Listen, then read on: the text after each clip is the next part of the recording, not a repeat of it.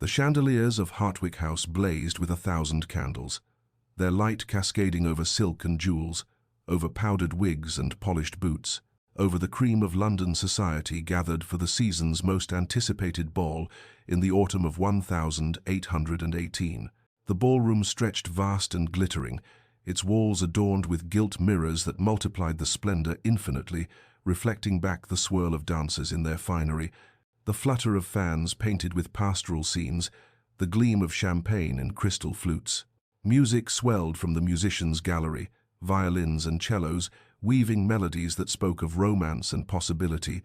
of fortunes to be made and hearts to be won. Yet at the periphery of this magnificence, where the candlelight grew dimmer and the marble floor met the shadows, stood Miss Eleanor Hartley, as still as a portrait in a frame she no longer quite fit. Her gown was silk once. The fabric had been her mother's favorite, a pale rose that in its prime had caught the light, like morning on water. But 3 seasons of wear had faded it to something closer to winter's last blush, the color of flowers pressed too long between the pages of a book. She had altered it herself each year, letting out seams here, adding fresh trim there, replacing the original Belgian lace with cheaper muslin ribbon that she'd carefully stitched to mimic the pattern of what had been lost. The bodice had been taken in twice, the hem let down once and then shortened again when the fabric grew too threadbare at the bottom, the sleeves reshaped from the fuller style of 1815 to the more fitted fashion now favored. If one looked closely, and Eleanor knew that society always looked closely, one could see the tiny, precise stitches where she had mended a tear near the waist, could notice that the ribbon at the neckline did not quite match the undertone of the silk, could observe that the dress fit her well enough but not perfectly, in the mark of home alteration rather than a modist's skilled hand. She stood with her back very straight, her chin lifted just so, her gloved hands folded before her in a posture her mother had taught her. Dignity, always dignity, even when the world offers you none. Around her swirled the daughters of earls and viscounts, their gowns pristine and new, their jewels genuine, their laughter careless in the way that only true security allows. They danced past her in a blur of emerald and sapphire, of ivory and gold, their slippers never touching the same spot twice, while Eleanor remained rooted to her shadowed corner, observing rather than participating, present but not quite included. She told herself it was pride that kept her here, that she chose this distance, but beneath that pride lay something else, a quiet shame that burned like fever, the knowledge that she was seen, that her worn silk was noted and remarked upon in whispers behind fans, that she had become a cautionary tale mothers told their daughters about the perils of reduced circumstances. The gown had been beautiful once, had been her mother's joy, worn to assemblies and dinners when Papa was still alive and their modest estate still solvent, when Eleanor had been a child who believed that worth was measured in character rather than clothing. Now it hung on her like a ghost, a reminder of everything lost, yet she wore it with a strange defiance, this shabby armor against a world that had already judged her and found her wanting. The arrival of Lucian Blackwell, Duke of Ashford, was marked not by fanfare but by a sudden hush that rippled through the ballroom like frost spreading across glass, a collective intake of breath as the assembled company turned to observe the man whose very presence seemed to lower the temperature of any room he entered. He stood in the doorway, tall and austere in impeccable black evening clothes that emphasized the severity of his bearing, his dark hair touched with silver at the temples, though he could not be above 35, his face carved with the sharp precision of a monument to coldness, itself high cheekbones, a jaw that might have been sculpted from marble, lips pressed into a thin line that suggested neither pleasure nor displeasure, but rather a profound indifference to all human sentiment. His eyes, though, his eyes were what truly marked him as separate from ordinary men, for they were grey as winter ice, grey as stone beneath water, and they surveyed the glittering assembly with such visible disdain that even the boldest of the marriage-minded mothers felt their ambitions wither under that glacial gaze. He had been widowed 5 years, a tragedy that had transformed him from what gossip suggested had been a relatively amiable young duke into this frozen fortress of a man who attended society functions only when obligation absolutely demanded it, who danced with no one, spoke to few, and seemed to carry about him an atmosphere of such profound chill that even the curious learned to keep their distance. He moved through the crowd now with the grace of a man entirely comfortable with his own power and entirely uninterested in wielding it for anything so trivial as social advancement, his progress marked by bowing heads and murmured greetings that he acknowledged with the barest inclination of his head, his attention already moving beyond each speaker before they had finished their obsequious pleasantries. Lucian's internal landscape was one of barren contempt as he observed the peacocks around him. These creatures who measured their worth in the cut of a coat or the size of a dowry, who smiled with their mouths while calculating advantage with their eyes, who spoke of love while meaning property and position, all of it a grand masquerade of meaninglessness that he was condemned to witness by the simple accident of his birth and title. It was as he surveyed this theatre of pretension that his gaze fell upon her, upon the young woman standing in the shadows at the ballroom's edge,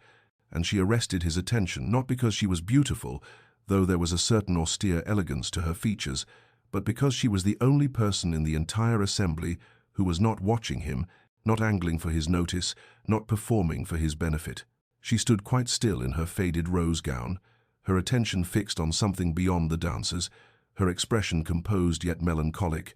and for a moment their eyes met across the crowded room,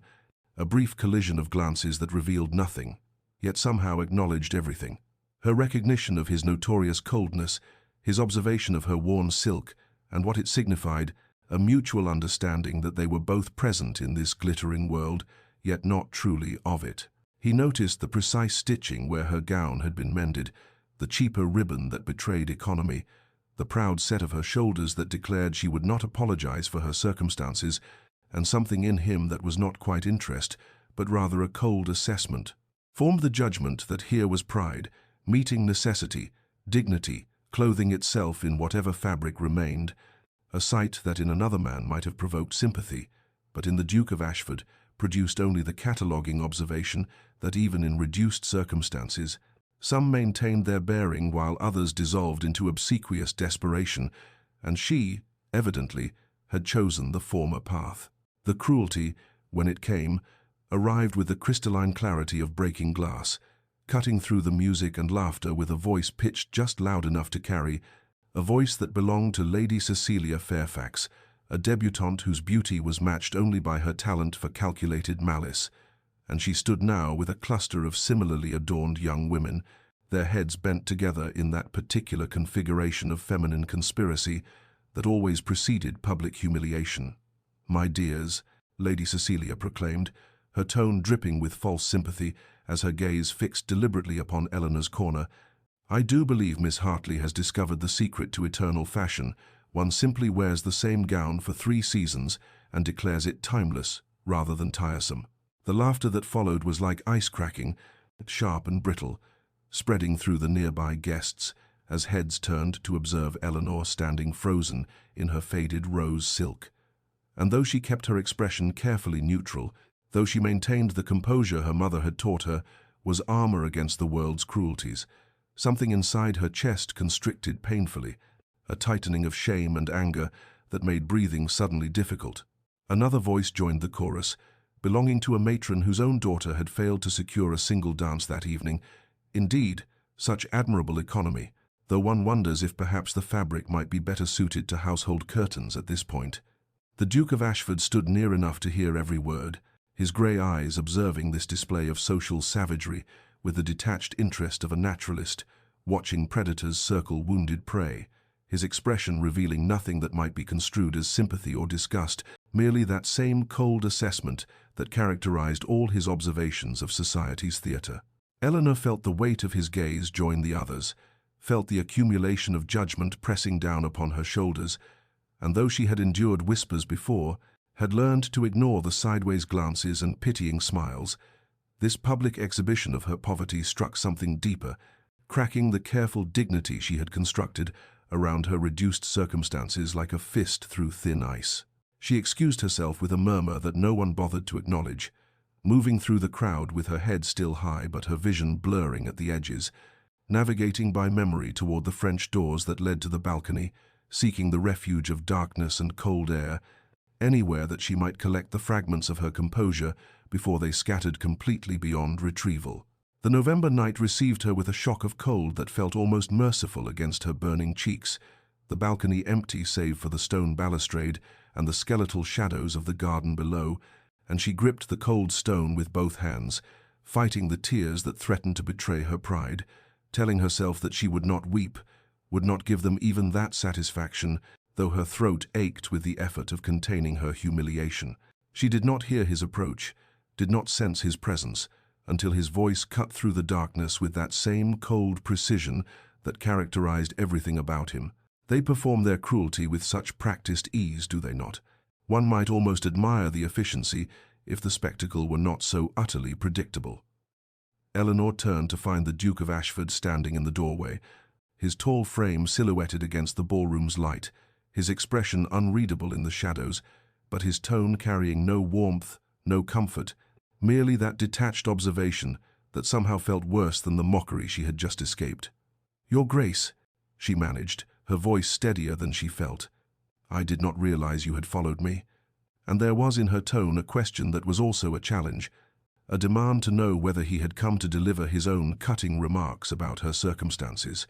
He moved onto the balcony properly, the door closing behind him and muting the music to a distant melody, his grey eyes finding hers in the moonlight, and when he spoke, his words were not kind but rather brutally honest, in a way that stripped away all pretense. "I did not follow you out of kindness, Miss Hartley, but rather curiosity. I wished to observe whether you would crumble or endure, whether your pride was genuine or merely performance, for I have found that society's judgments, however cruel, do reveal character in those they condemn." Eleanor felt anger kindle beneath her shame, felt her spine straighten with indignation at his clinical dissection of her pain, and she met his cold gaze with heat of her own as she replied, "And what has your observation revealed, Your Grace? That poverty makes one suitable for study, that reduced circumstances provide entertainment for those whose fortunes remain intact." Something that might have been approval flickered across his severe features, though his voice remained frost-touched as he responded, "It has revealed that you possess more dignity in that worn gown than they possess in all their pristine silk combined, though I suspect you know this already, and find it cold comfort when faced with their mockery." They stood there in the November cold, two figures separate from the warmth and light behind them, and in that moment Eleanor perceived not a potential ally, but merely another observer of her misfortune, another aristocrat whose wealth insulated him from understanding, and she turned away from him to face the darkened garden, her voice quiet but firm as she said, "If you will excuse me, Your Grace, I prefer my humiliation without an audience." Her words a dismissal even as she remained acutely aware that he had not moved, that he continued to watch her with those penetrating grey eyes that seemed to catalogue every emotion she fought to conceal. 3 days passed, in which Eleanor attempted to return to the small routines that constituted her life, the careful management of their modest household, the stretching of resources that never quite stretched far enough, the tending to her Aunt Josephine whose health grew more fragile with each passing winter, and she had almost convinced herself that the encounter on the balcony had been merely another humiliation to catalogue and forget when the brass knocker sounded against their townhouse door with an authority that made their elderly maid startle in the hallway. Eleanor looked up from the household accounts she had been reviewing, her pen poised above figures that refused to balance no matter how many times she recalculated them, and heard voices in the entrance, their maid's nervous flutter. Then a deeper tone that carried the unmistakable weight of aristocratic command, and her heart performed an uncomfortable acceleration in her chest as she recognized that voice even before the maid appeared in the doorway of their shabby sitting room, her eyes wide with poorly concealed alarm, to announce that His Grace, the Duke of Ashford, requested an audience with Miss Hartley. The room itself seemed to shrink as he entered, his tall frame and immaculate attire serving only to emphasize the threadbare gentility of their circumstances, the faded wallpaper that Eleanor's mother had once thought charming, the furniture that had been elegant a generation ago but now showed its age in worn upholstery and joints that creaked with every movement, the carefully darned curtains that let in too much light through their thinning fabric, and Eleanor felt the weight of his grey gaze cataloguing every evidence of their reduced state, as she rose to greet him with what dignity she could muster. He wasted no time on pleasantries, declining her offer of tea with a curt gesture, instead launching directly into speech with that same cold precision that characterized all his interactions. "Miss Hartley, I have come on a matter of business, not courtesy, and I trust you will appreciate directness over the usual social pretensions." Eleanor remained standing, her hands clasped before her to still their trembling, watching as he continued without waiting for her response. "My late wife established a charitable foundation that has languished without proper management since her death 5 years ago, and I find myself in need of someone with both intelligence and organizational capability to resume its operations.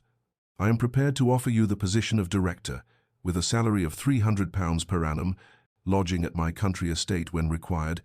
and full authority over the foundation's charitable disbursements within the budget I shall provide."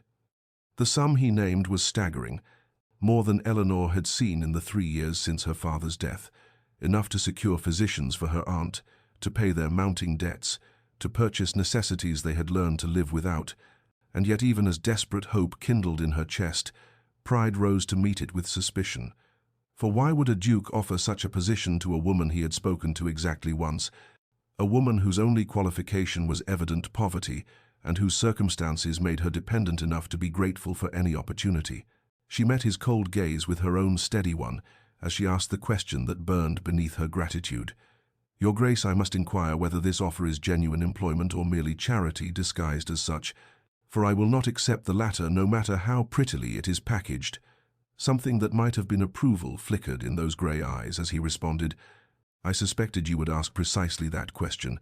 which is why I have brought the Foundation's current records for your examination. You will find them in a state of considerable disorder, the correspondence ceased, the accounts unclear, the entire enterprise frozen, as thoroughly as everything else in my life has been, these past 5 years, and I require someone who can resurrect it properly, not merely shuffle papers to justify a salary I provide out of misguided pity." He gestured to a leather case he had set beside his chair, continuing, "You may take the evening to review the materials, to determine whether the work is genuine and whether you are capable of undertaking it, and you may send your answer to me by tomorrow morning. If you decline, I shall seek elsewhere, and we need never speak of this again."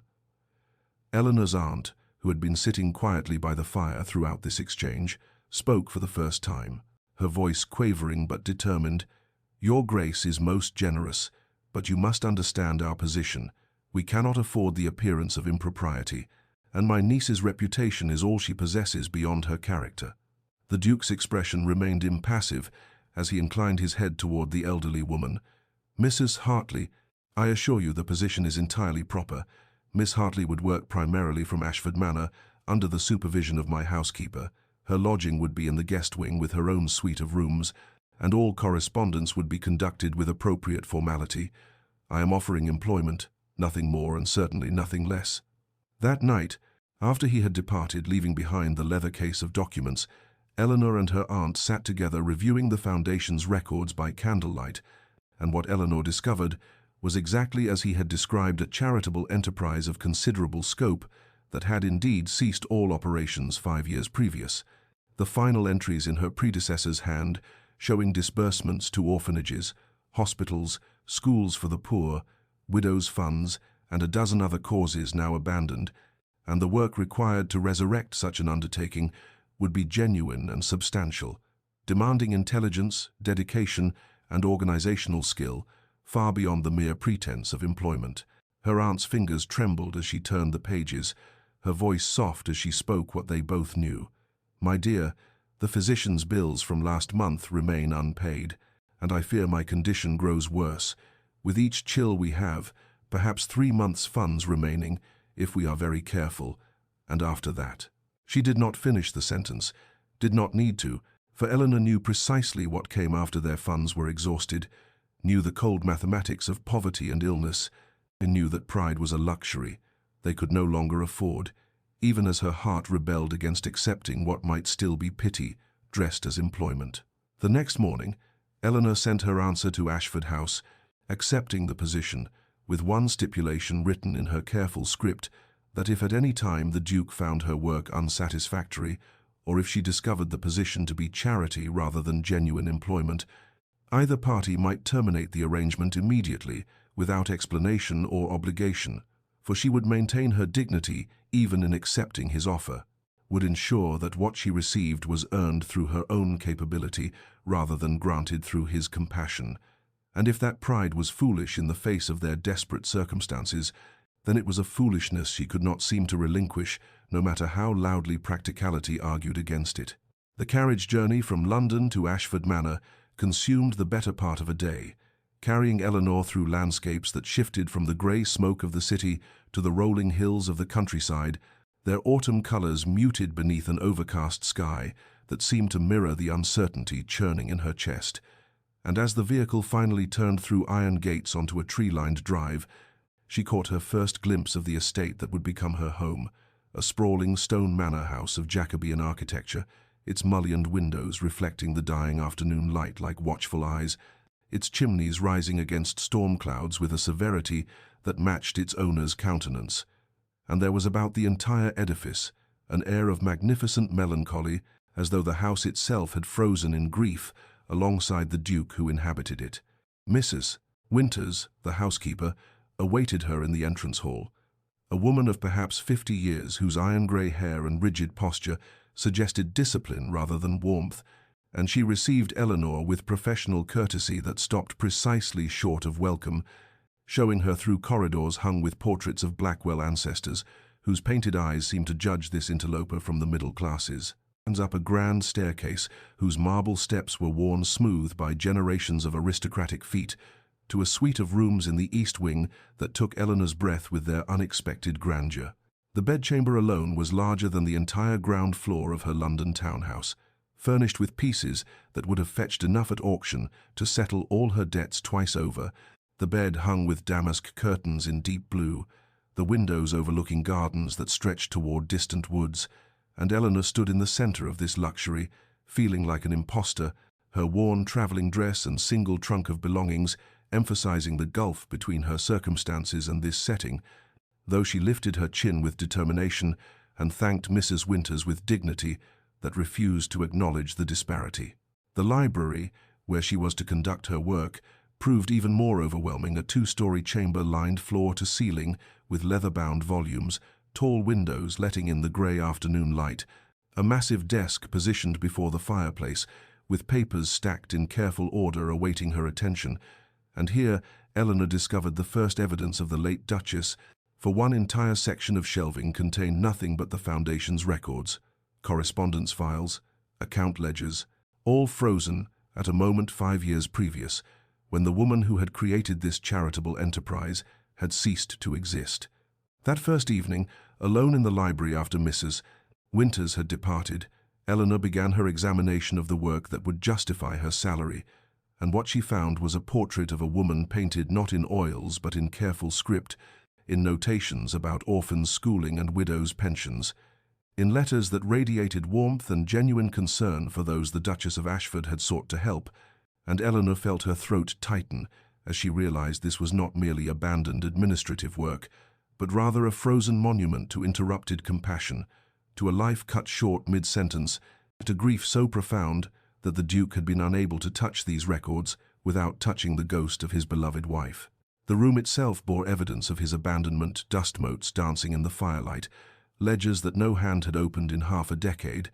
correspondence still arranged as though awaiting responses that would never come, and Eleanor understood with sudden clarity that in accepting this position she had agreed not merely to resurrect a charitable foundation, but to disturb the careful preservation of grief, to animate what had been deliberately frozen,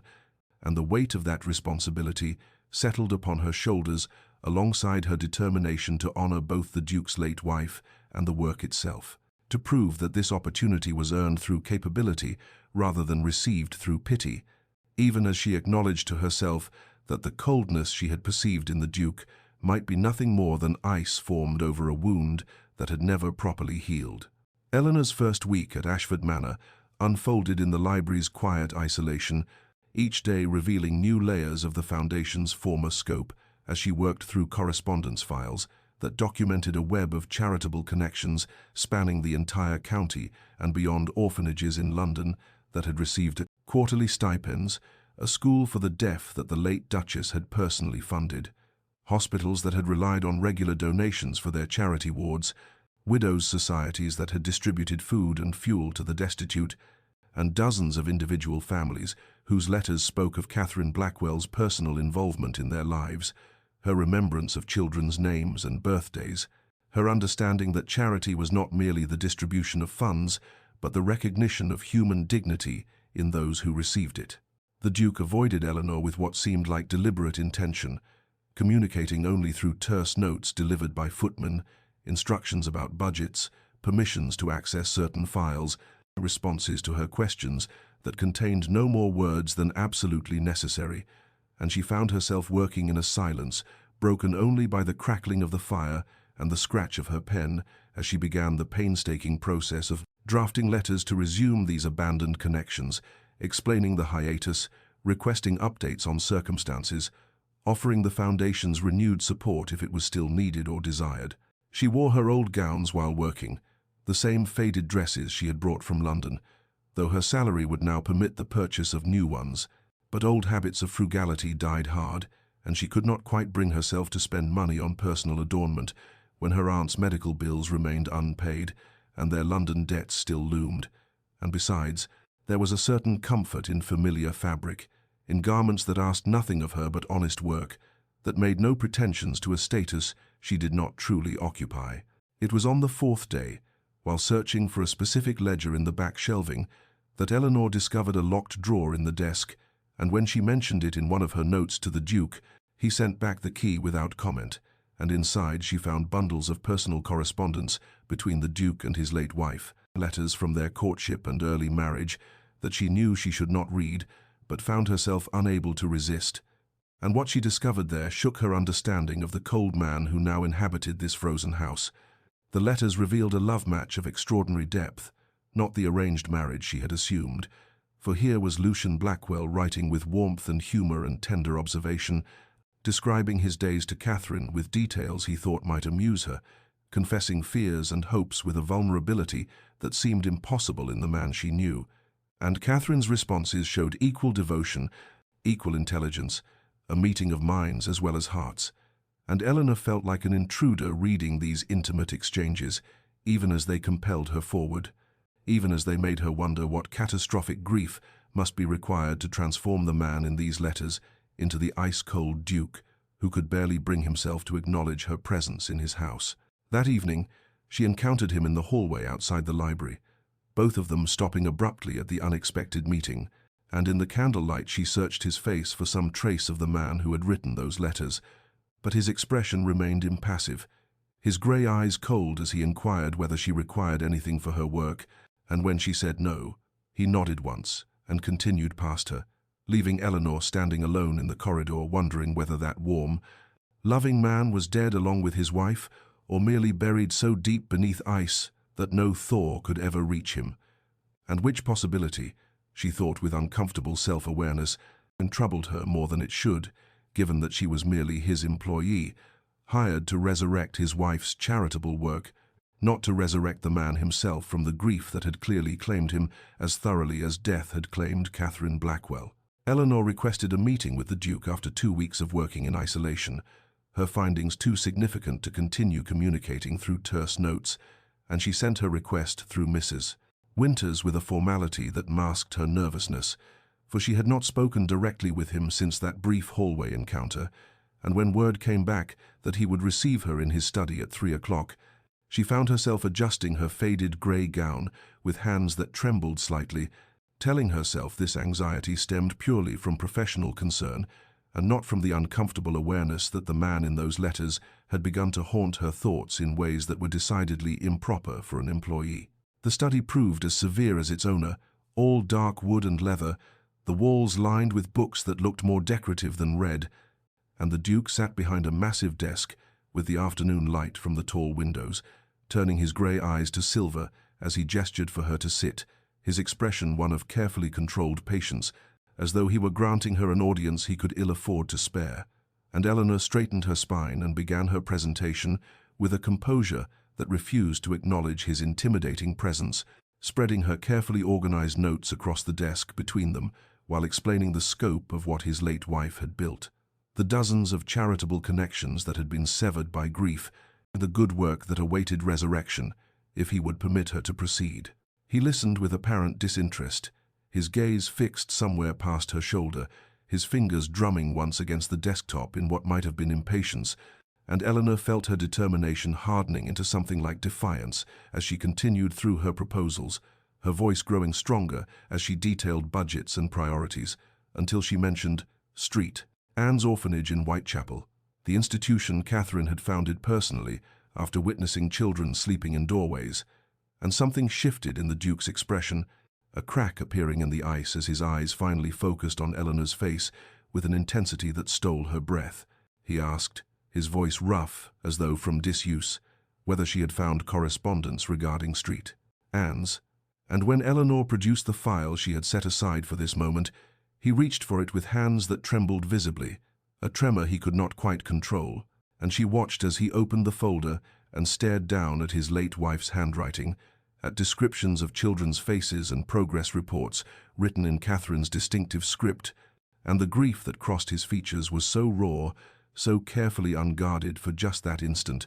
that Eleanor felt as though she were witnessing something sacred and terrible, a glimpse beneath the frozen surface to the wound that had never healed. He asked, without looking up from the papers, whether Eleanor would read portions of the correspondence aloud, claiming the script was difficult in the afternoon light, though they both knew this for the lie it was,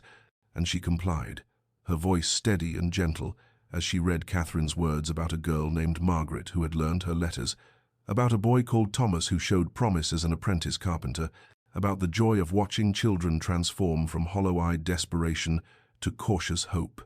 And as Eleanor read, she saw the Duke's hands tighten on the desk's edge, saw him close his eyes against emotion he could not quite suppress, and she understood in that moment that his coldness was not cruelty, but rather the only defense he possessed against grief so profound it might otherwise consume him entirely. Their conversation extended beyond the business she had come to discuss, stretching into the late afternoon as he asked questions about other aspects of the foundation, about her impressions of Catherine's work, and though his voice remained controlled, there was a quality to his attention that suggested he was listening not merely to her words, but to the echo of his wife's compassion in Eleanor's commitment to honoring what Catherine had built. And when he finally noticed that she still wore her old grey gown, the same faded dress she had worn at the ball weeks before, he observed this with a directness that brought heat to her cheeks, asking whether her salary was insufficient to her needs, and Eleanor deflected with practiced grace, claiming she preferred simplicity while working, which was true enough, even if it concealed the deeper truth about debts and duties that consumed every penny she could spare. The meeting concluded with the Duke's permission to proceed with all her proposals, his agreement delivered in that same controlled voice that revealed nothing beyond professional approval, yet as Eleanor gathered her papers and rose to leave, she caught him watching her with an expression she could not quite interpret, something that might have been curiosity or perhaps reluctant respect, and she left the study with her heart beating faster than mere professional success could account for, aware that something had shifted between them in that hour, some small thaw in the frozen landscape of his grief, and as weeks passed and autumn deepened toward winter, she would find herself returning in memory to that moment when his hands had trembled over his wife's letters, to the vulnerability he had shown her despite himself, and she would wonder whether the warm man in those courtship letters might yet be rescued from the ice, even as she told herself sternly that such thoughts were the height of foolishness, that she was his employee and nothing more, that his grief belonged to a love so profound her own growing feelings were merely shadows by comparison, insignificant and inappropriate, and certainly not worth the examination she found herself unable to prevent. Weeks passed in the quiet rhythm of accumulated small moments, each one unremarkable alone yet together, forming something Eleanor had not anticipated when she first arrived at Ashford Manor, for the Duke began joining her in the library occasionally, his presence no longer announced by terse notes but by the sound of his footsteps in the corridor, the opening of the door, his silent settling into the chair opposite her desk, where he would review ledgers or correspondence while she worked. And though their conversations remained formal, they grew longer, extending beyond mere business into discussions of literature when he noticed what she was reading, or politics when the newspapers arrived from London, or philosophy when some passage in Catherine's letters prompted reflection on Charity's true nature. He corrected her when she worked too late, appearing in the library doorway as the autumn darkness gathered early and pointing out with dry observation that she was straining her eyes by inadequate candlelight, and though his tone held no warmth, there was something in the gesture itself that suggested concern rather than mere employer's duty, and Eleanor found herself noticing these small attentions with a frequency that troubled her, cataloguing them in memory like precious things she had no right to treasure. She noticed, too, that he had begun asking her opinions on matters beyond the foundation, seeking her thoughts on estate improvements or tenant concerns, listening to her responses with an attention that suggested he valued her perspective, not merely as his employee, but as someone whose judgment he had come to respect. And there was a subtle shift in how he addressed her, the frost gradually melting from his voice when he said, "Miss Hartley," so that her name became less formal pronouncement and more something approaching natural conversation. Eleanor discovered unexpected humor beneath his severity, a dry and dark wit that emerged in brief flashes of observation about the absurdities of society or the pretensions of his peers, comments delivered with such deadpan solemnity that it took her a moment to recognize them as jests, and when she laughed despite herself, he would glance at her with something that might have been satisfaction, though his expression never quite reached a smile, and she began to anticipate these moments with a pleasure she knew was dangerous, this evidence that the warm man from those courtship letters still existed somewhere beneath the ice. Mrs. Winters remarked one morning while bringing tea that the Duke seemed less frozen than before, that there was something different in his manner since Miss Hartley's arrival, and though the housekeeper's tone remained professionally neutral, there was approval in her eyes, and Eleanor heard similar observations in the whispers of housemaids and footmen, the servants' gossip that travelled through the manor's corridors, speaking of their master's gradual thaw, and she told herself sternly that she was merely fulfilling her professional duties, that any change in the Duke's demeanor stemmed from the resurrection of his wife's charitable work, and not from Eleanor's presence specifically. Yet she could not quite convince herself of this comfortable lie. She acknowledged privately, in the quiet moments before sleep when honesty could not be avoided, that she had begun to care about him beyond professional respect, that somewhere in these weeks of accumulated small gestures and lengthening conversations, she had developed feelings that were decidedly improper for an employee toward her employer, feelings that made her heart quicken when she heard his footsteps approaching the library, that made her acutely aware of his presence across the desk, that filled her with foolish hope whenever his grey eyes lingered on her face a moment longer than necessity required, and she knew this path led only to heartbreak, for he was a duke, still mourning his beloved wife, and she was merely the poor relation he had hired out of some combination of duty and possibly guilt. Yet knowing this did nothing to prevent her heart from its betrayal, from its insistence on caring despite all reason, and as October advanced toward November and the foundation work brought them into ever closer collaboration, Eleanor found herself caught between the professional composure she maintained in his presence and the growing emotional truth she could acknowledge only in solitude, aware that she was falling into something from which there would be no graceful retreat, no protection against the inevitable pain, when this temporary arrangement ended and she returned to her former life, but unable, despite this knowledge, to guard her heart as wisdom demanded, and for the Duke's gradual transformation, from frozen isolation to something approaching human connection, was too compelling to resist, too precious to witness without becoming invested in its continuation, and Eleanor accepted with melancholic resignation that she would carry the cost of these feelings long after she left Ashford Manor, that caring for Lucian Blackwell would leave marks on her heart as permanent as the carefully mended seams in her faded gowns. A fierce October storm arrived without warning on an evening when Eleanor's aunt was visiting neighbours in the village, the sky darkening to bruised purple as wind howled around Ashford Manor's stone walls, and rain lashed against the tall windows, with such violence that Eleanor abandoned any thought of returning to her rooms, choosing instead to remain in the library where she worked through dinner, absorbed in correspondence with a hospital in Manchester that Catherine had supported, so focused on her task that she barely noticed the passage of hours until the Duke appeared in the doorway, carrying a tray of food, an unprecedented gesture that made her look up in startled surprise, as he explained with dry observation that Mrs. Winters feared she would work herself into illness if someone did not intervene, and Eleanor accepted the meal with murmured thanks while he settled into the chair opposite hers, the thunder rolling overhead and lightning illuminating the room in brilliant flashes that threw strange shadows across the book-lined walls and created an atmosphere of enforced intimacy, as though the storm had isolated them from the ordinary world and its careful proprieties. He did not leave after delivering the meal, but remained, reviewing papers with apparent concentration, though Eleanor sensed his attention was not fully engaged, and when she rose to examine the portrait of Catherine that hung above the fireplace, a beautiful woman with warm eyes and a gentle smile, she expected him to withdraw or grow cold, yet instead he joined her before the painting and began to speak about his wife with an openness he had never before displayed, describing Catherine's warmth and her instinctive compassion for those in need, her laughter that had filled these rooms with joy. And then his voice grew quieter as he told Eleanor what he had never spoken aloud in the 5 years since her death, the terrible day when Catherine had labored to bring their child into the world and failed,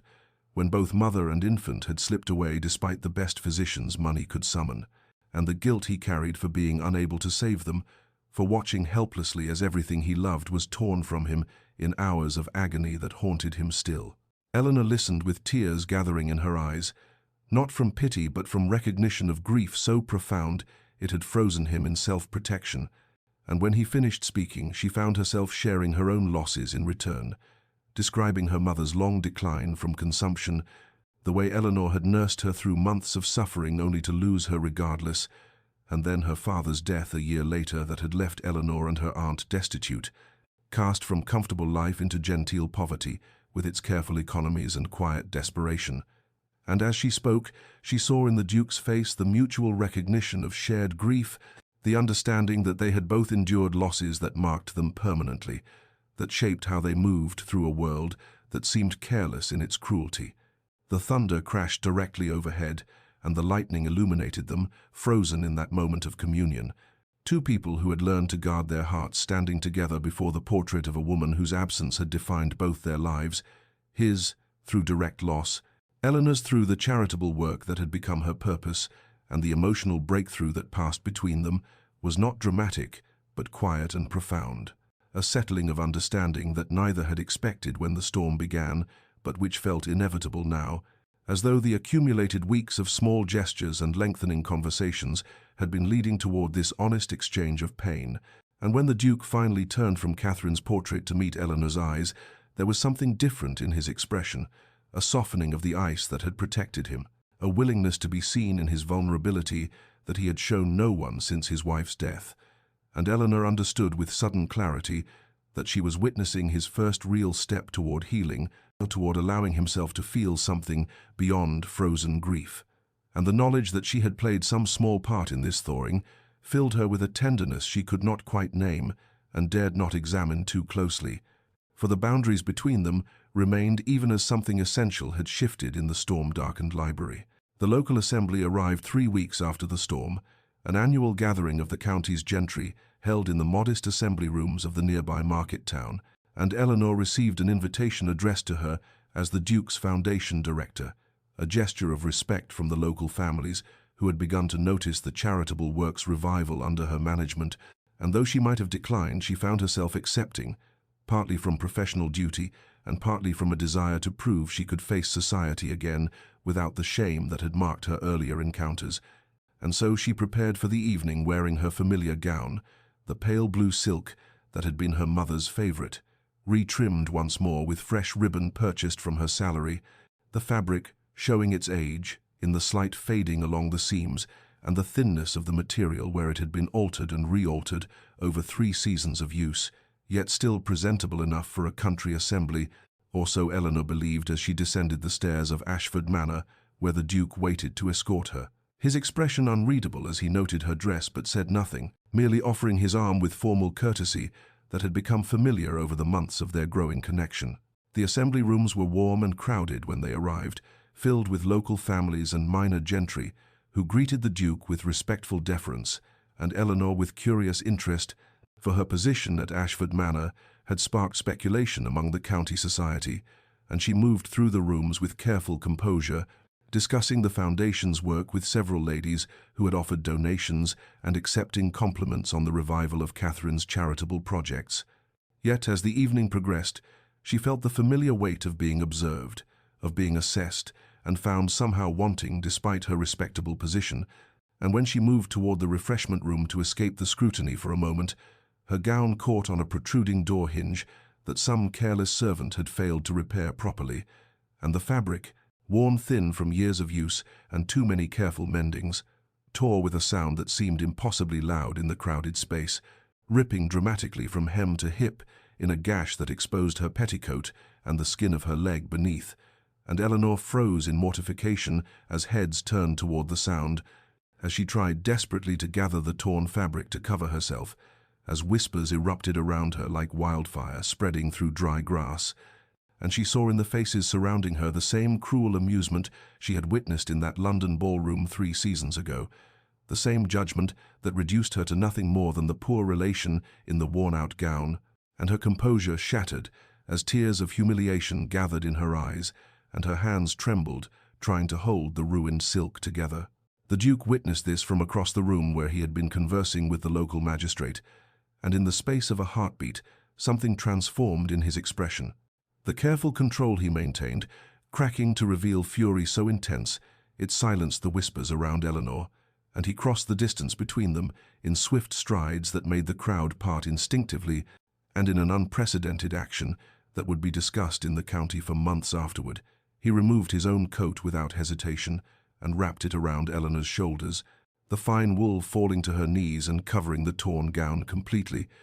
and then, before she could protest or resist, he swept her into his arms as though she weighed nothing and carried her toward the door, his face set in lines of such cold rage that no one dared speak or laugh, and Eleanor found herself pressed against his chest, hearing the rapid beat of his heart as he moved through the assembly rooms, ignoring every stare and shocked expression, and he carried her to his waiting carriage, despite her whispered protests that she could walk, that he was creating a scandal, that everyone would talk. Yet he seemed not to hear, or perhaps not to care, as he settled her on the velvet seat and took his place beside her, calling to his driver to make haste to Ashford Manor, and only when they were moving through the dark countryside did he speak, his voice rough with an emotion she had never heard from him before, an anger that was not directed at her but at the circumstances that had forced such economy, at the society that valued appearance over character, at his own blindness in not preventing this humiliation,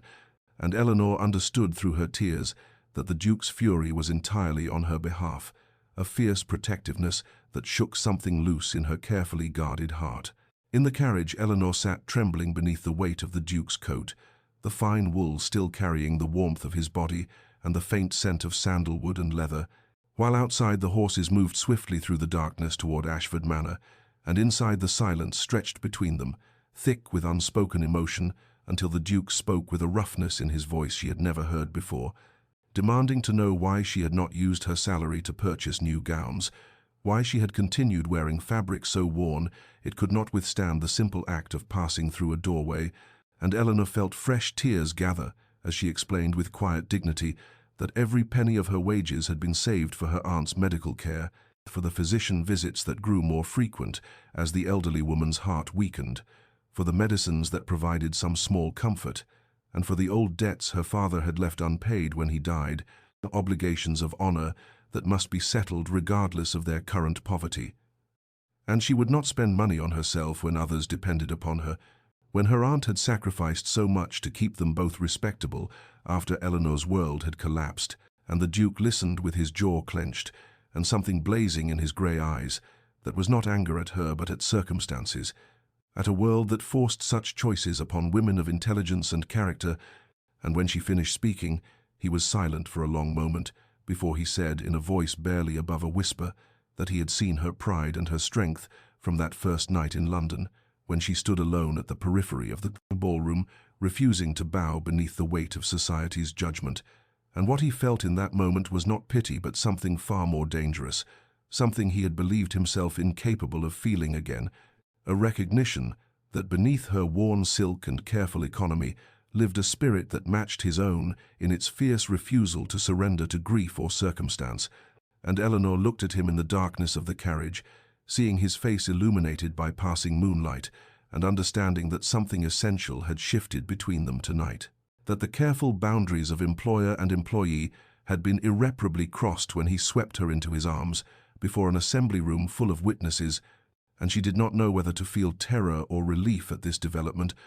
only that her heart beat with painful intensity against her ribs, and her breath came shallow and quick. That night the Duke could not sleep, pacing the length of his chambers while the house settled into silence around him,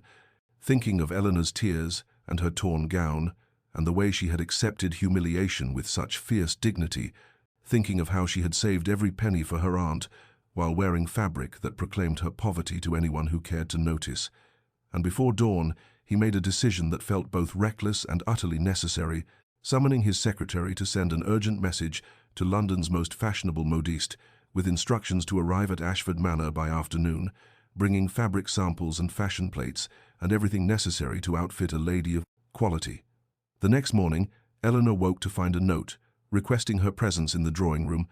and when she arrived, still wearing one of her old gowns, she found the Duke standing beside a small, elegant woman, surrounded by bolts of silk and muslin in every imaginable color, and Eleanor understood immediately what he intended, and her pride flared hot and immediate as she refused with barely controlled fury, declaring she would not accept charity disguised as generosity, that she had accepted his employment on the condition it be genuine work and not pity. And if he thought one moment of public humiliation entitled him to dress her like a doll, he was thoroughly mistaken, and the Duke met her anger with his own. Their first real argument, conducted in voices that remained controlled, but carried an intensity that made the modiste step back nervously, his autocratic insistence meeting her fierce independence in a clash of wills that neither seemed prepared to surrender, until finally he spoke the words that broke through her resistance, saying quietly and with devastating sincerity that she honored his wife's work with dignity and dedication, that she had brought Catherine's charitable vision back to life when he had been too frozen in grief to preserve it himself, and he asked only that she allow him to honor her work in return, to provide her with garments suitable to the position she held. And Eleanor stood trembling with the force of her conflicting emotions, understanding that this was not charity but recognition, not pity but respect, and perhaps something more that neither of them dared yet name. The fitting sessions began the following morning and continued over several days, transforming the quiet library into a temporary workshop where the modiste measured and draped, while Eleanor attempted to maintain focus on her correspondence. The woman's skilled hands moving over Eleanor's shoulders and waist with professional efficiency as she murmured notes to her assistant about alterations and proportions,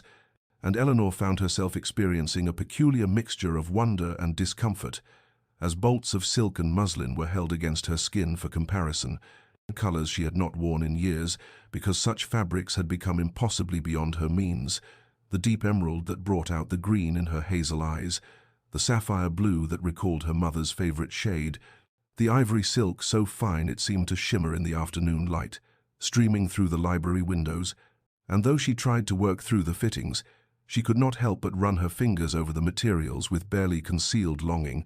remembering what it felt like to wear something beautiful not because it had been carefully mended and retrimmed, but because it was simply new and lovely. Yet even as she marveled at the fabrics, she remained uncomfortable with the expense, with the knowledge that the Duke was providing this when she had insisted their arrangement be one of employment rather than charity, and she caught herself more than once on the verge of stopping the entire process before reminding herself of his words about honoring her work as she honored Catherine's,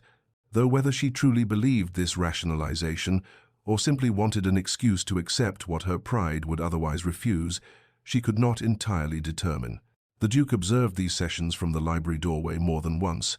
though he pretended not to when Eleanor glanced in his direction.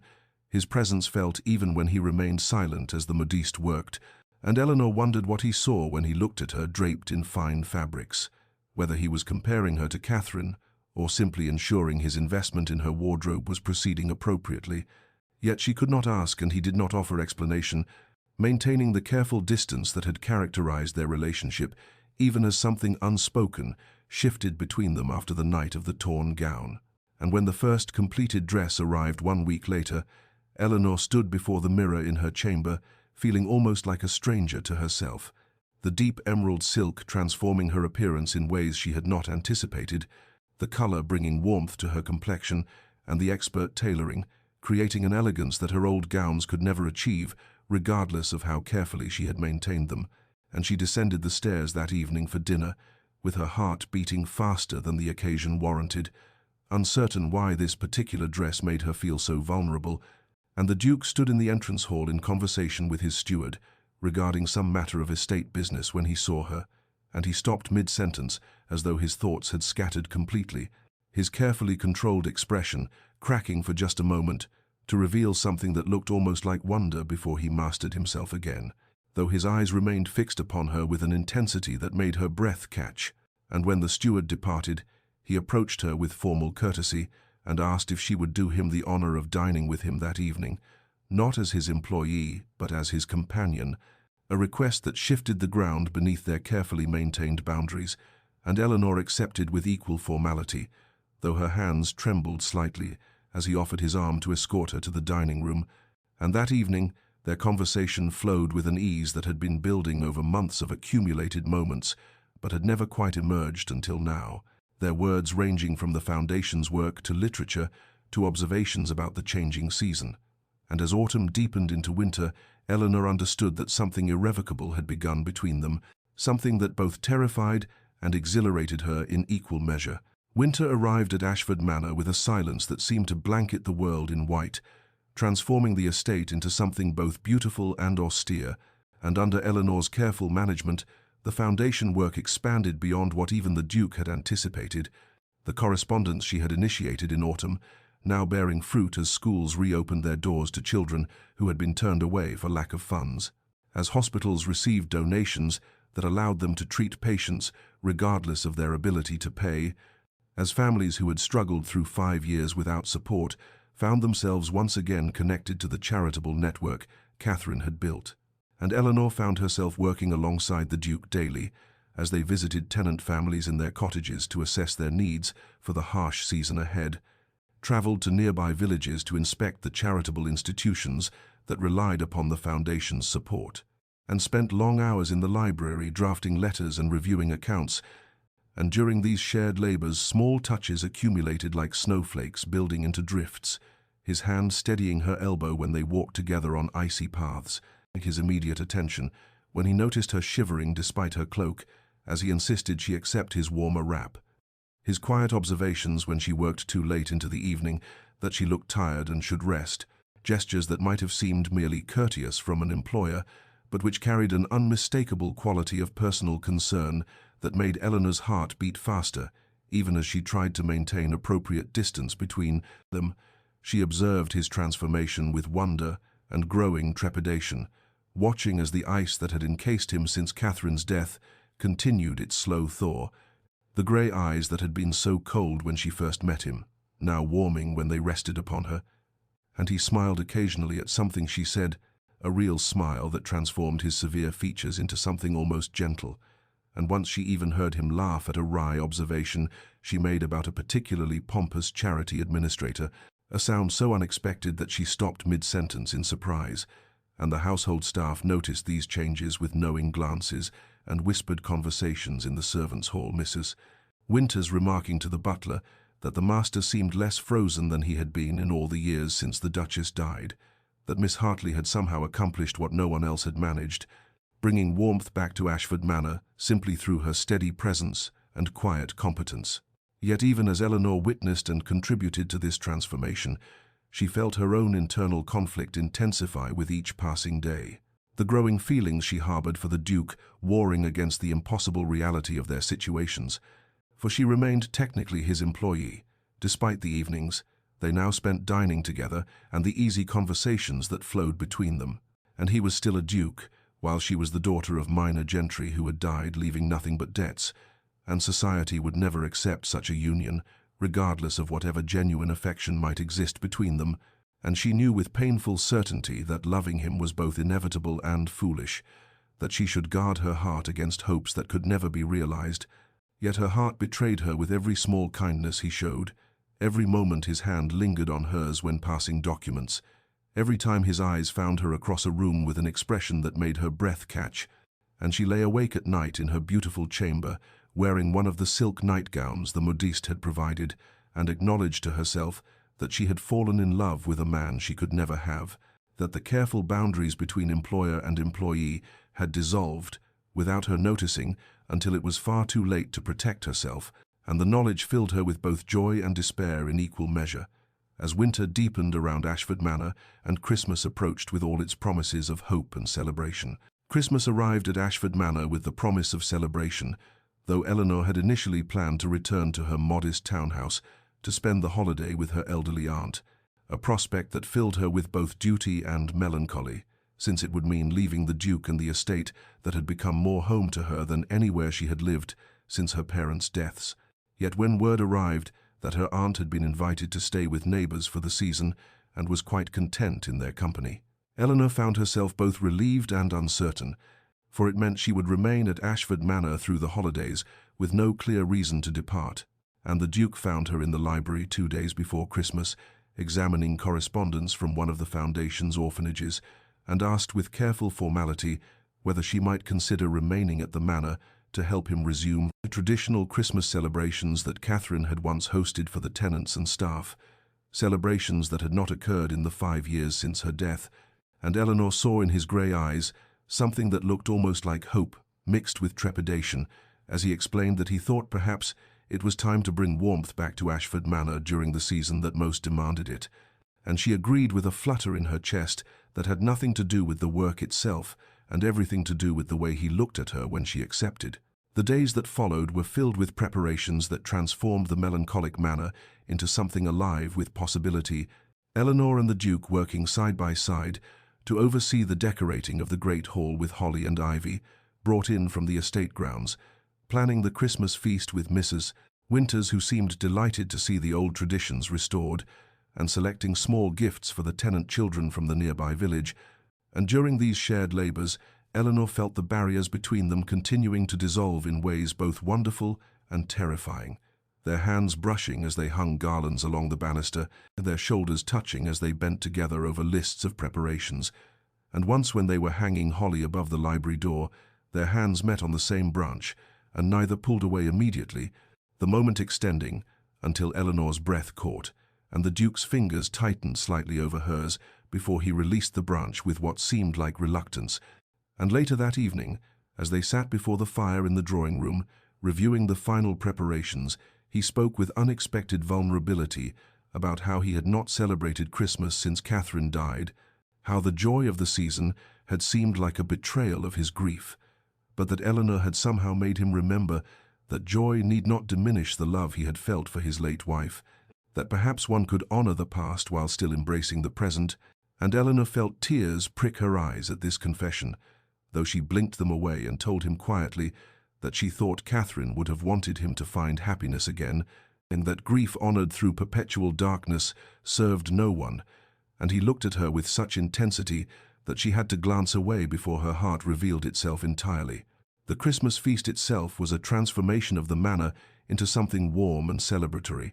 The great hall filled with tenants and staff who had not gathered for such festivities in half a decade, the tables laden with traditional dishes, and the air rich with the scent of roasted meats and spiced wine. And Eleanor wore one of her new silk gowns, a deep burgundy that seemed appropriate for the season, and the Duke was openly attentive to her throughout the evening, in ways that did not escape the notice of the assembled company, ensuring she had the best portions of food, bringing her mulled wine when her cup emptied, laughing at her observations about the various guests with a warmth that made Mrs. Winters exchange knowing glances with the butler, and the gossip among the servants intensified with speculation about what exactly was developing between the master and Miss Hartley, whether employment might transform into something more permanent and intimate. And as the evening drew toward its close, the Duke led Eleanor through the decorated hall to show her something, and they found themselves standing beneath the kissing bough that hung in the entrance hall. Sprigs of mistletoe and holly twisted together with red ribbon, and for a long moment they simply looked at each other as the sounds of celebration faded into background noise, his hand lifting to touch her face with a gentleness that made her tremble, and she saw in his eyes an emotion that went beyond gratitude or friendship into territory that both thrilled and frightened her. And he leaned toward her slowly as though giving her time to retreat, and her own eyes fluttered closed in anticipation, but at the last moment, before their lips could meet, he pulled back sharply, conflict written across his features, and Eleanor opened her eyes to see him stepping away with what looked almost like pain, and he apologized in a voice rough with suppressed emotion, before turning and leaving her standing alone beneath the kissing bough, with her heart racing and her hands shaking, and the knowledge that whatever lay between them had reached a point where it could no longer be ignored or dismissed as merely the natural warmth between employer and employee.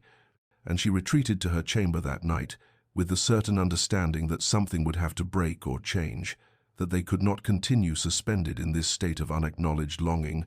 and she lay awake listening to the wind against the windows and wondering whether the new year would bring resolution or heartbreak to what had begun so unexpectedly in autumn. January arrived at Ashford Manor with bitter cold that seemed to seep through stone and mortar, frost painting intricate patterns on every window, and ice transforming the estate grounds into a landscape of crystalline beauty and treacherous paths. And it was during the second week of this harsh month that word arrived which shattered the fragile peace Eleanor had found in her life at the manor, a hastily written note from her aunt's neighbour, informing her that the elderly woman had fallen gravely ill with a fever that showed no signs of breaking, and Eleanor stood in the library holding this letter, with hands that trembled not from the cold but from sudden fear, for her aunt was the last remaining family she possessed in this world, and the thought of losing her brought back memories of her mother's long decline and her father's sudden death with painful clarity. And when the Duke found her thus standing frozen before the window, he read the situation in her pale face and trembling hands before she spoke a word, and his reaction was immediate and decisive in a way that revealed the depth of feeling he had been carefully controlling, insisting that she must depart at once for London, that his own carriage would convey her and be placed at her disposal for as long as needed. And when Eleanor attempted to refuse this generosity out of habitual pride, he spoke with barely controlled emotion that her aunt's welfare was not a matter for negotiation, that he would provide the best physicians money could secure and pay all expenses without question or expectation of repayment, and Eleanor found herself torn between the fierce independence that had sustained her through years of hardship and the desperate need to accept help for her aunt's sake, and ultimately love for the woman who had sheltered her after her father's death overcame pride, and she accepted his offer with tears in her eyes and gratitude in her voice that made something flicker in the Duke's grey eyes before he turned away to issue rapid orders to his household staff. The journey to London was accomplished with remarkable speed despite the winter conditions, and Eleanor arrived at her modest townhouse to find her aunt indeed desperately ill, fevered and barely conscious, and she threw herself into the work of nursing with the same focused determination she had once applied to the Foundation's correspondence. Sitting vigil through long nights and attending to every detail of care, and true to his word, the Duke sent the finest physicians in London, who examined her aunt with grave faces and prescribed treatments that Eleanor could never have afforded on her own, and deliveries began arriving at the townhouse with frequency that astonished the neighbours. Coal for the fires to keep the sick room warm, fine foods to tempt an invalid's appetite, medicines from apothecaries known to serve only the wealthiest families, and blankets of such quality that Eleanor knew they must have come from Ashford Manor itself, and she accepted these gifts with gratitude that was tempered by the strange ache of missing the Duke with an intensity that surprised her, for she had grown so accustomed to his presence in her daily life that his absence felt like a physical wound.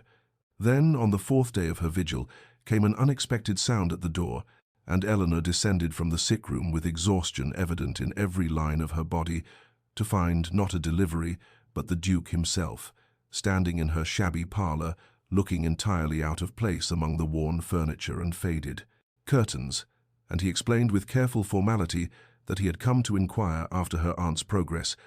but Eleanor saw through this pretense immediately, for his eyes betrayed a concern that went far beyond polite interest in an employee's family troubles. And they stood together in that modest room, surrounded by all the evidence of her former poverty, the threadbare carpet and the chair with its carefully mended upholstery, and the grate that burned coal only because he had provided it. And the Duke's real purpose became unmistakably clear when he took her hands in his own and spoke with a vulnerability she had never heard from him before, his voice low and rough with suppressed feeling as he said that he had tried to remain at Ashford Manor, had told himself that her absence was temporary and he must simply wait for her return, but that he found he could not bear it, could not endure another day without seeing her and assuring himself of her welfare. And then he spoke words that Eleanor had not dared hope to hear, his grey eyes holding hers with an intensity that made her breath catch, as he said, "I believed myself frozen beyond revival, Miss Hartley, a man who had lost the capacity for warmth or joy or any feeling beyond the grey acceptance of duty. But you have proven me wrong in every particular. You have brought light back into rooms that have been dark for 5 years, and I find that I cannot pretend any longer that what I feel for you is merely gratitude or professional respect, or anything so easily categorized and controlled." And Eleanor felt her carefully maintained composure begin to crack as she listened to this confession, her heart racing and her hands trembling in his grasp. And she knew in that moment that whatever barriers remained between them, whatever obstacles society might place in their path, the truth of their feelings had been spoken aloud at last and could not be taken back or dismissed or ignored, and the knowledge filled her with both terrified hope and the certain understanding that nothing would ever be the same again. The morning after the Duke's confession brought an unexpected and unwelcome visitor to Eleanor's modest townhouse, for Lady Pemberton arrived in a carriage that seemed too grand for the shabby street, the Duke's elder sister descending with the practiced elegance of one accustomed to command, and entering the parlour with a formality that immediately put Eleanor on guard. And after the briefest of courtesies, Lady Pemberton came directly to the point with a pragmatism that was almost refreshing in its lack of pretense, saying that she had heard certain rumours concerning her brother's attachment to his employee and had come to assess the situation for herself, and Eleanor felt her spine stiffen with defensive pride, even as she maintained outward composure, recognizing in Lady Pemberton not cruelty, but rather the cool calculation of someone who understood society's rules with perfect clarity and saw the complications that genuine feeling could not overcome. Lady Pemberton was not unkind as she laid out the realities that Eleanor had already considered in her own sleepless nights, speaking of how a duke's marriage to a woman of Eleanor's background would create scandal that would follow them both through every ballroom and drawing-room in England, how whispers would suggest he had married beneath himself out of misplaced gratitude or worse motivations, how Eleanor would face the cutting remarks of women who had daughters they had hoped to see become duchesses, and how their children would bear the stigma of their mother's origins, no matter how exemplary her character or how genuine the affection between their parents. And Eleanor listened to this recitation with a sinking heart, because she recognized the truth in every word, even as she wished desperately to deny it. For she had grown up on the edges of society and knew well how unforgiving it could be to those who transgressed its invisible boundaries, and Lady Pemberton concluded by saying with what seemed like genuine regret that while she bore Eleanor no personal ill will, and could even acknowledge that her brother seemed happier than he had been in years, the wisest course would be for Eleanor to remove herself from the situation before matters progressed to a point where scandal became inevitable and damaging to them both. It was at this precise moment that the Duke himself arrived, entering the parlour with an expression that transformed from concern to fury as he grasped the nature of the conversation he had interrupted, and Eleanor watched as the cold anger she had thought forever melted from him returned in full force, but this time it was directed at his sister, in defence of Eleanor rather than at the world in general, and he spoke with a controlled rage that made Lady Pemberton actually step backward as he declared that he cared nothing for society's opinion or its suffocating expectations, that he had lived 5 years in frozen isolation, acceptable to every matron and dowager in London,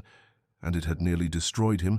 and that he would not sacrifice the first genuine connection he had found since Catherine's death, to preserve the good opinion of people whose regard was based on nothing more substantial than an accident of birth and inherited titles. Eleanor felt her heart breaking even as it swelled with love for him, for she saw in his fierce defence both the depth of his feeling and the potential for future regret. Saw how society's censure might wear on him over years until he looked at her with resentment instead of affection, and she recognized with painful clarity that loving him meant protecting him even from himself, even from choices made in the heat of emotion that might later be regretted in the cold light of social reality. And so, even as the Duke and Lady Pemberton continued their tense exchange, Eleanor made a decision that felt like tearing out her own heart, resolving that once her aunt recovered sufficiently, she would leave not just the townhouse, but London itself, would remove herself entirely from the Duke's orbit, so that he might find someone suitable to his position, someone who could stand beside him without occasioning whispers or creating scandal. And though the decision felt like choosing death over life, she told herself it was the final and greatest gift she could give him, the sacrifice of her own happiness for his long-term welfare and peace. Eleanor's aunt recovered slowly over the following weeks, the fever breaking at last, and strength returning by increments so gradual that each day seemed to bring barely perceptible improvement. And during this time of watchful waiting, Eleanor made her painful preparations for departure, composing a letter of resignation that she rewrote 7 times before achieving the proper tone of professional gratitude without revealing the devastation beneath each carefully chosen word. And when at last her aunt could sit up without assistance and take nourishment without difficulty, Eleanor knew she could delay no longer the decision that felt like severing her own limbs, and so she requested an audience with the Duke and delivered her notice with a composure that cost her every ounce of strength she possessed, informing him with manufactured calm that she had secured another position and would be leaving his employ within the fortnight, the lie sitting like ash on her tongue, but necessary to prevent him from offering solutions that would only prolong the agony of their impossible situation. The Duke's reaction was terrible in its restraint, for he did not rage or plead, but simply stood motionless before the library fire, with his back to her for a long moment, before turning to face her with an expression that combined devastation and bitter understanding, and he asked only one question, his voice low and carefully controlled as he said, "Is it society you fear, Miss Hartley, or my heart you doubt?" And Eleanor found herself unable to answer truthfully, without revealing the depths of her own feelings, without confessing that she loved him so desperately that the thought of leaving felt like choosing to stop breathing, and so instead she claimed with false steadiness that it was simply time to move forward with her life, that she was grateful for all he had done for her and her aunt, but that remaining at Ashford Manor indefinitely would be inappropriate given the circumstances. And she watched as something shuttered behind his eyes, and the coldness she thought forever melted began to reform, like ice crystallizing across still water, though this new frost was different from what she had first encountered, brittle and fractured rather than solid and impenetrable, as though it might shatter entirely at the slightest pressure. The days that followed were marked by excruciating formality, as they moved through the motions of concluding her employment, the Duke communicating through terse notes once more and avoiding her presence, except when absolutely necessary. And Eleanor packed her belongings with hands that trembled and eyes that burned with tears she refused to shed, and she made arrangements for her departure with the same meticulous attention to detail she had once applied to the Foundation's correspondence, trying to lose herself in practical matters so she would not have to acknowledge the way her heart was breaking with each item she placed in her modest trunk. Then, on the night before her planned departure, a summons came, a brief note in the Duke's hand, requesting her presence in the library at 9 o'clock, and Eleanor descended the stairs with dread pooling in her stomach, to find the room lit only by firelight and a single branch of candles, the atmosphere heavy with unspoken emotion and the sound of winter, wind howling against the windows like a physical manifestation of the storm raging in her own chest, and the Duke stood before the fire with his back to the door until she entered, at which point he turned, and she saw in his face such carefully controlled anguish that she nearly went to him despite all her resolutions, and he crossed to his desk and retrieved a document which he presented to her with hands that were almost steady, explaining in a voice devoid of inflection that he had instructed his solicitors to draw up papers making her director of the charitable foundation, permanently and independently, with authority and income that would not require her continued residence at Ashford Manor, or indeed any connection to him beyond the professional oversight of the foundation's work, and he concluded by saying with devastating quietness, If you will not accept my heart, Miss Hartley, then accept this at least, and for the work you have done deserves recognition and security that does not depend upon my goodwill or continued favor." And Eleanor stood holding this document that represented both freedom and a kind of death, understanding that he was releasing her from any obligation while simultaneously ensuring she would never face the poverty and vulnerability that had once defined her existence, and the generosity of it, the selflessness wrapped in formal legal language, finally broke through the defenses she had constructed around her feelings and left her standing in the firelit library, with tears streaming down her face and her heart laid bare at last. Eleanor broke then, the careful composure she had maintained through weeks of impossible decisions shattering like the ice that had once encased the Duke's heart, and the words poured from her in a torrent she could no longer contain, her voice breaking as she confessed that she loved him with a desperation that terrified her, and that she had loved him, perhaps since the moment he had wrapped his coat around her torn gown and carried her from that assembly with such fierce protectiveness, but that she refused to be the instrument of his social ruin, refused to become the poor relation he married, out of misplaced obligation or pity, only to regret years later, when society's whispers wore away at whatever affection he felt now, refused to condemn their future children to bearing the stigma of their mother's inadequate birth and watching their father's reputation diminish because he had chosen feeling over prudence, and she told him through tears that leaving him was killing her, but staying would destroy them both eventually, and that she loved him too much to allow him to make a choice in passion that he might spend decades regretting in the cold reality of ballrooms and drawing rooms, where his duchess would never be fully accepted, no matter how exemplary her character or conduct. The Duke moved then with sudden intensity, crossing the space between them in 2 strides and taking her face between his hands with a gentleness that contradicted the fierce emotion blazing in his eyes, and he lifted her chin until she had no choice but to meet his gaze fully, as he spoke, with an intensity that seemed to burn away the last remnants of the frost that had once defined him, saying that she misunderstood everything if she believed he would ever regret choosing her, that he had been dying before she arrived at Ashford Manor, existing but not living, frozen in a grief that was slowly turning him into something less than human,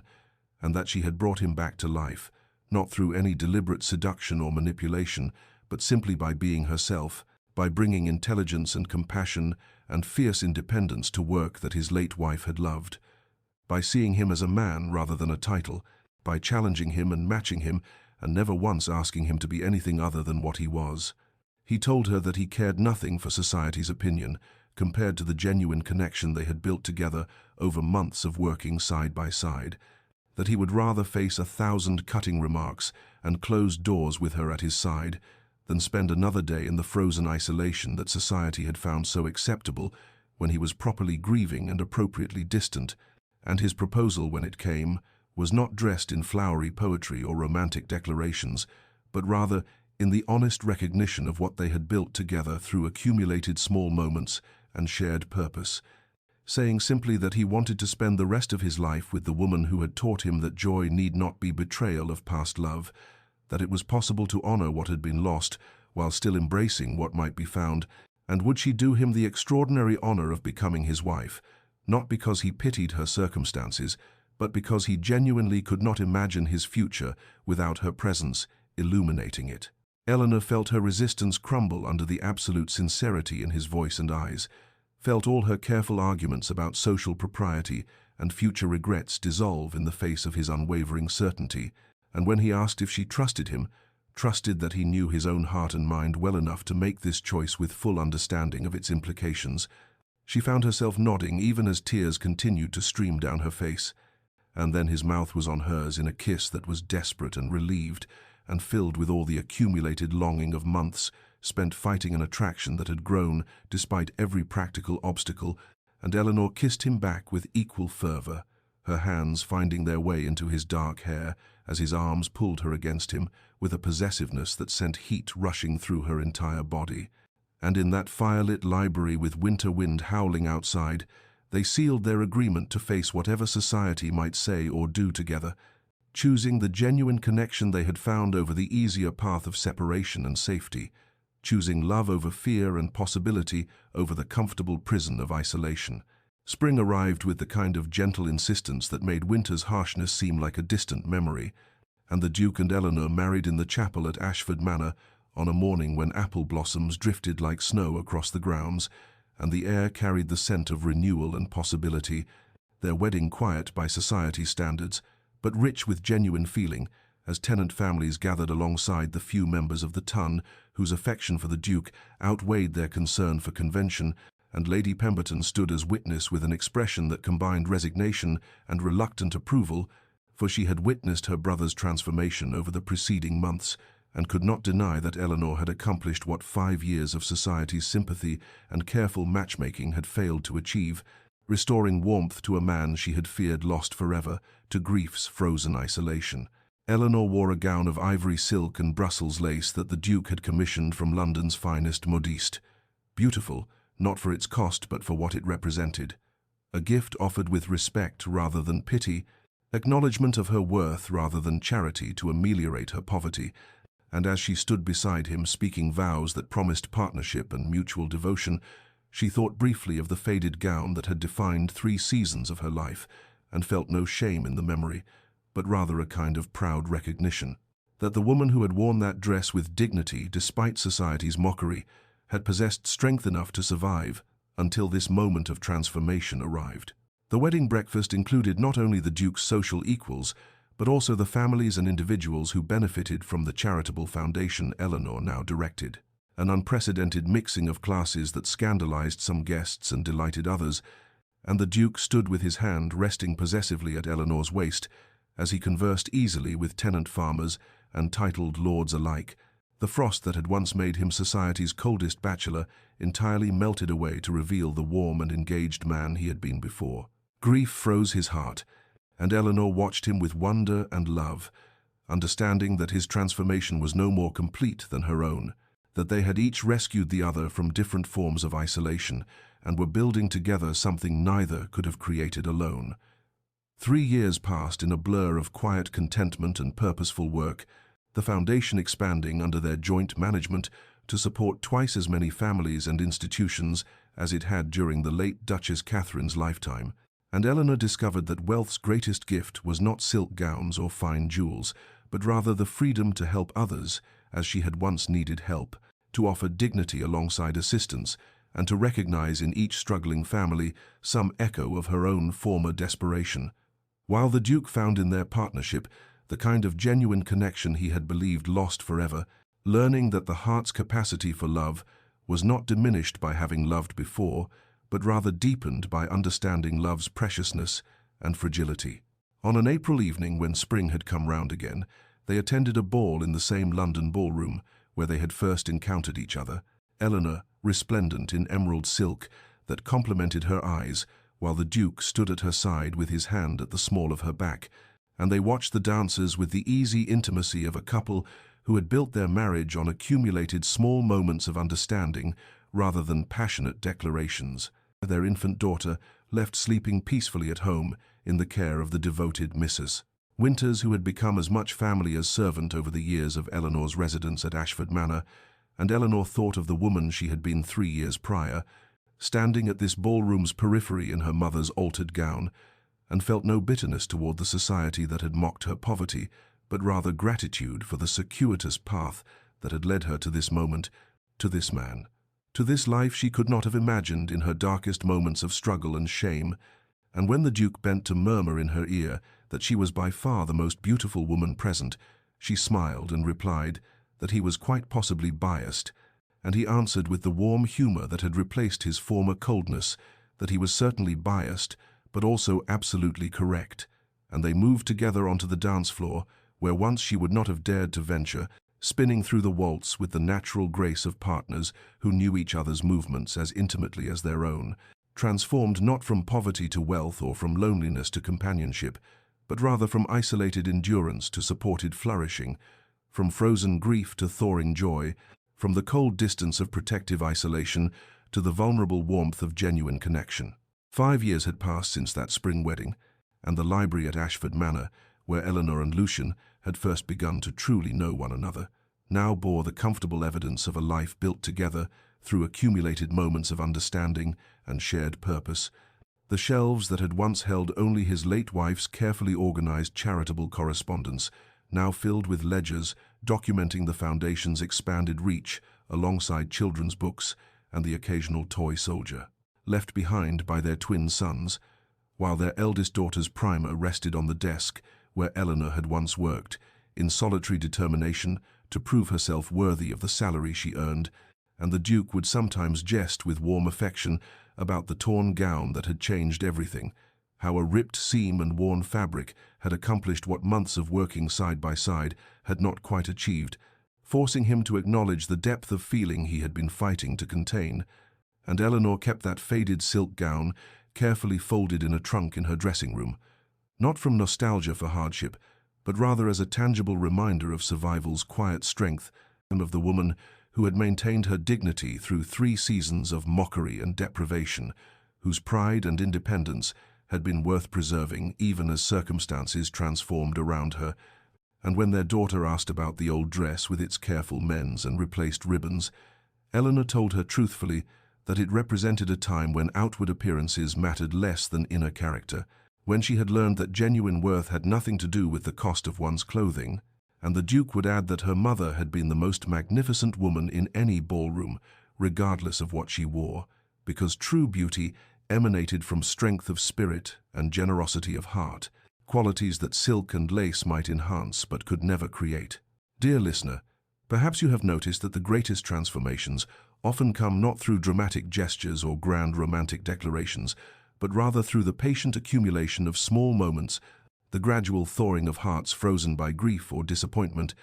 the courage required to remain vulnerable despite past hurts, and to recognize that genuine connection matters infinitely more than surface appearances or society's fickle approval. For Eleanor and Lucian's story teaches us that sometimes our greatest treasures arrive wrapped in worn fabric and cold exteriors, that what appears frozen beyond redemption may simply be waiting for the right warmth to thaw it, and that the patience to look beneath surfaces and see the person rather than the circumstances can lead us to connections we might otherwise have dismissed as impossible. Life presents us all with moments when we must choose between the safety of isolation and the risk of genuine connection, between maintaining protective walls and allowing another past our carefully constructed defenses. And while vulnerability requires tremendous courage, particularly after loss or disappointment, it remains the only path to the kind of deep partnership that transforms both individuals into something greater than either could have been alone. So perhaps as you navigate your own journey through seasons of hardship and plenty, remember that the faded gowns we wear with dignity matter less than the character we maintain while wearing them, that coldness in another may mask grief rather than genuine cruelty, and that the patience to wait for thawing, the wisdom to see beyond immediate appearances to lasting worth, can lead you to treasures you never imagined possible, even in your loneliest moments. May you find the courage to remain open to connection, even when circumstances seem impossibly difficult. May you recognize the difference between charity that diminishes and generosity that honors, and may you discover that sometimes the greatest love stories begin not with passion, but with patient understanding, not with dramatic rescue, but with mutual respect, not in ballrooms filled with silk and jewels, but in quiet libraries, where 2 wounded souls gradually learn to trust again. And may your own heart thaw and flourish in the warmth of genuine connection that sees your worth, regardless of your circumstances, honoring both who you have been and who you might yet become. If this story of Eleanor and Lucian has touched your heart, please subscribe to our channel and share it with someone who needs reminding that transformation is always possible, that frozen hearts can thaw, and that sometimes our greatest treasures come wrapped in the most unexpected packages.